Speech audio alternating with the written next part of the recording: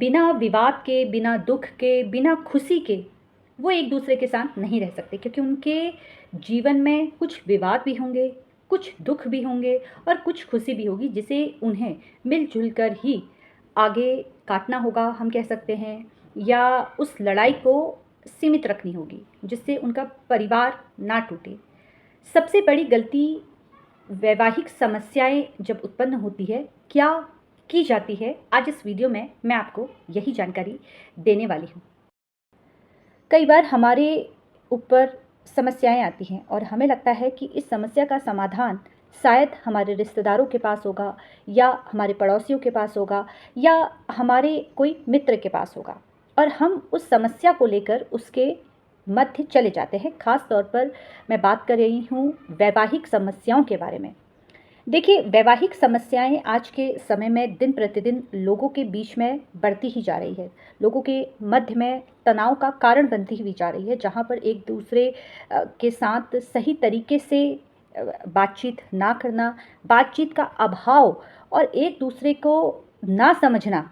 ये वैवाहिक समस्याओं के मध्य दिखाई दे रही है, और जिससे फिर ये मामले न्यायालय तक पहुंच जा रहे हैं। जो एक बड़ी गलती वैवाहिक जीवन में लोगों के द्वारा आज के समय में की जा रही है, उस गलती के विषय में मैं आपसे बात करूंगी। नमस्कार दोस्तों, मेरा नाम एडवोकेट स्मिता है, और आज यहाँ पर कोई कानूनी जानकारी आपके साथ साझा नहीं करूंगी, बल्कि जो आज के समय में न्यायालय में मामले आ रहे हैं, जो छोटी छोटी बातों को लेकर लोग न्यायालय आ जाते हैं, जहाँ पर उनके बीच में किसी भी प्रकार से कोई ऐसी बड़ी बात नहीं है, लेकिन उनको लग रहा है कि उनके साथ मानसिक क्रूरता हो रही है, सामने वाली पार्टी उन्हें समझ नहीं रही है, या अगर वो सही तरीके से बात भी कर रहा है तो उनको वो बातें तानों के रूप में नज़र आ रही हैं। तो आज यही बात आपके मध्य में रखने वाली हूँ, जहाँ पर अगर आपके द्वारा भी ऐसी गलती की जा रही है तो इस गलती को आप अपने जीवन में शामिल ना करें, और एक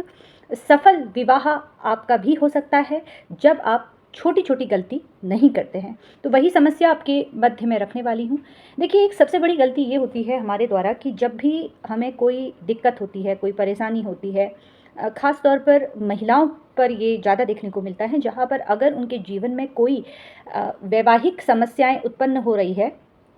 तो उस समस्या का समाधान वो ढूंढने की कोशिश तो करती हैं, लेकिन ढूंढने के लिए उनको किसके पास जाना है, ये इम्पॉर्टेंट है।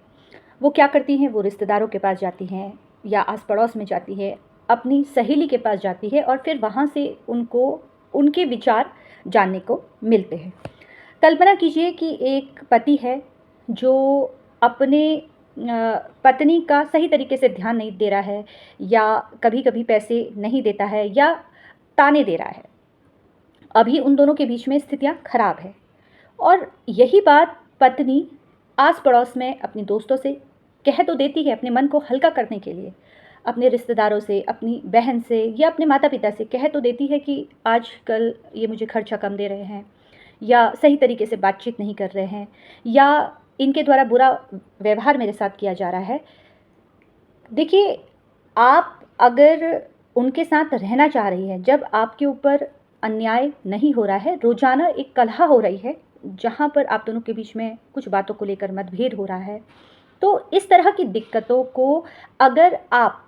किसी रिश्तेदार के समक्ष रखते हैं, किसी पड़ोसी के समक्ष रखते हैं, तो ये बात वहाँ पर बनेगी नहीं, बल्कि बिगड़ेगी। अब जैसा कि मैंने बताया कि एक महिला के साथ ताने उसे दिए जा रहे हैं, खर्चा नहीं दिया जा रहा है, और उसने यही बात अपने पड़ोस में एक महिला से साझा की, क्योंकि उसे अपना दुख हल्का करना था, अपनी मन की बात अपनी सहेली तक पहुंचानी थी, तो उसने अपनी मन की बात सहेली तक तो कह दी।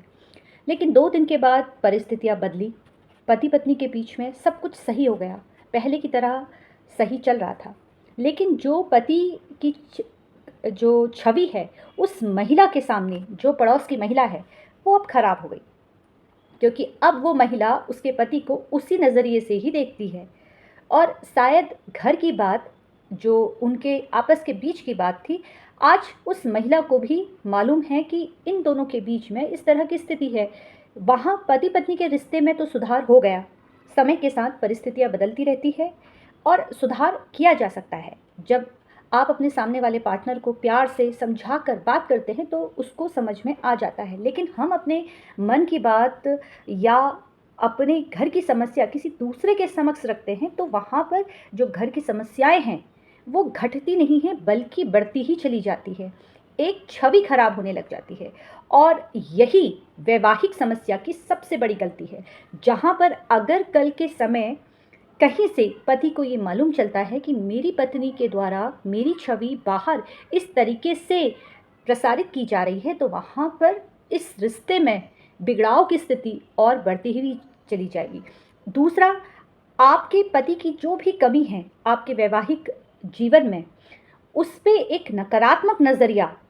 देखने को मिलेगा, जहाँ पर आप किसी के ऊपर नकारात्मक छवि उसकी प्रस्तुत करते हैं, नकारात्मक तरीके से उसे प्रसारित करने की कोशिश कर रहे हैं, नकारात्मक उसके प्रति आप भावना रख रहे हैं, तो वो व्यक्ति अगर सुधरना भी चाहे तो आपकी जो एनर्जी है, आपके द्वारा जो दी गई एनर्जी है, वो उस पर हावी होगी और शायद वो कभी सुधर भी ना पाए, क्योंकि आपके जो विचार हैं उनके जीवन में काफ़ी महत्वपूर्ण हैं। एक पत्नी के विचार अपने पति के प्रति अगर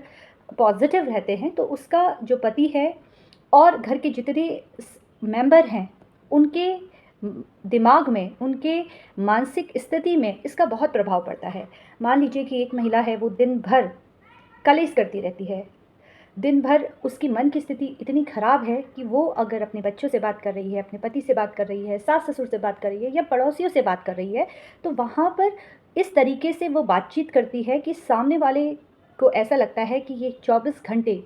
इसका जो बोलने का तरीका है, इसका जो लहजा है, वो इतना नकारात्मक है कि अगर हम इससे बात करेंगे तो हमारे ऊपर भी इसकी जो छवि है वो नकारात्मक ही पड़ेगी। और धीरे धीरे जो घर की स्थिति है, घर में बच्चों की स्थिति, सास ससुर की स्थिति, धीरे धीरे कहीं ना कहीं वो ख़त्म होती जाती है। और जिससे अगर ऐसी स्थितियाँ उत्पन्न होती है तो जाहिर सी बात है कि अगर परिवार का माहौल ख़राब होता है तो इसका सबसे ज़्यादा जो असर आता है वो पति पत्नी के जीवन में आता है। इसलिए अगर समस्या होती है उसका समाधान होता है। यदि किसी महिला के साथ गाली गलौज होती है, मारपीट होती है, गलत बर्ताव किया जा रहा है, ताने दिए जा रहे हैं, तो आपके पास बहुत सारे अधिकार हैं। आप घरेलू हिंसा अधिनियम के तहत मामला दर्ज करवा सकती हैं। लेकिन यदि परिवार में छोटी मोटी समस्या है जहाँ पर आप आसानी से बैठकर पति पत्नी एक दूसरे को समय देकर उस समस्या को हल कर सकते हैं, तो आप सभी से मैं यही कहूँगी कि इस समस्या का समाधान, इस वैवाहिक समस्या का समाधान आपके द्वारा बहुत आसानी से किया जा सकता है। इसलिए समय रहते हुए अगर आपके मध्य भी ऐसी गलती हो रही है तो उस गलती को सुधारिए और अपने जीवन में सकारात्मक ऊर्जा के साथ, एक पॉजिटिव थिंकिंग के साथ एक दूसरे से बात करने की कोशिश कीजिए। बात कर कर ही समस्या का समाधान होता है। हम एक दूसरे से बातचीत नहीं करते हैं, हमें लगता है कि सामने वाली पार्टी बात करे, हमें लगता है कि हम क्यों बात करें। हम पति पत्नी के बीच में जो हम हैं वो दोनों एक हैं, तो ये कभी मत सोचिए कि मैं क्यों बात करूं। हम मतलब आप दोनों, पहल कोई भी कर सकता है। ये अगर रिश्ते में अगर हम इस तरह से सोचते हैं कि पहल सामने वाले को करना चाहिए, तो ऐसे रिश्ते नहीं सुधारे जा सकते हैं। गलती हर किसी से होती है, माफ़ करना सीखिए, क्योंकि आज के समय में लोग माफ़ी तो नहीं मांगते हैं और माफ़ भी लोगों के द्वारा नहीं किया जा रहा है। अगर आप एक बच्चे से पूछें, वो कोई गलती करता है तो बचपन में शायद आपको बहुत बार माफ़ी मांगता है आपसे, लेकिन जैसे जैसे बड़ा होते जाता है तो उसको माफ़ी मांगने में झिझक महसूस होने लगती है, अपने आप को छोटा समझने की कोशिश करता है। ठीक इसी प्रकार जो माफ़ी देने वाला है उसका भी दिल बड़ा होना चाहिए, उसे माफ़ करना आना चाहिए। फ़िलहाल इसी तरीके से आप लोग मुझसे जुड़ते रहिए। अगर वीडियो पसंद आए तो आप लाइक और कमेंट अवश्य कीजिएगा। साथ में अगर आपकी भी कुछ ऐसी समस्याएं हैं जिसे आपको लगता है कि मेरे द्वारा हल किया जा सकता है, तो आप कमेंट अवश्य कीजिएगा। साथ में अगर मेरे चैनल पर नए हैं तो लाइक और सब्सक्राइब करना बिल्कुल भी ना भूलें। धन्यवाद।